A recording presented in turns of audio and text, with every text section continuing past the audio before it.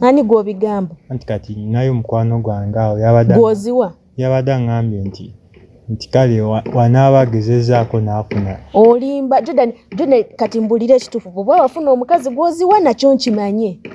Ayo saagala ontame ebintu omusajja bw'atyo simwagala Jordan mbadde nkwagala bw'oba otandise ebyo nga twawukana. Bw'oba olina omukazi gw'owa ssente ssaawa zino ŋŋamba kuba Jordan ssente tezikubulangako bulijjo mpa ssente ki ekyatuuseewo. Tagaanye era nga bwe kyagala. Ate obiŋŋamba ebyo ebyokugaana olimba. Ninayo mukwano gwange yabadde ngambye agenda alaba leero ekiro kati leero wanaaba alabye nja kwongerako. Ne twateesa leero nga leero lwolina okumpa ssente era byonna bimbadde mpulaninga nga mmanyi ssente ngenda zifuna leero. Nezo zifunira nazo erange zibisere tezirina kye zigenda kunnyamba ngenda kunywamu bunywi wali mazzi. Aye bw'oba ngamba nti togenda kumpa ssente endala busente bwo ng'obukwata.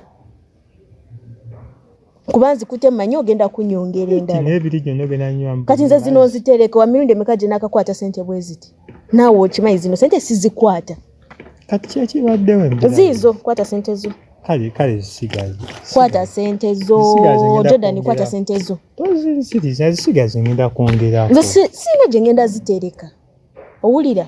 N'amazzi sikyaganywedde. Ate kati okola bw'otyo oba kwata ssente zo Jordan tonjogeza bingi.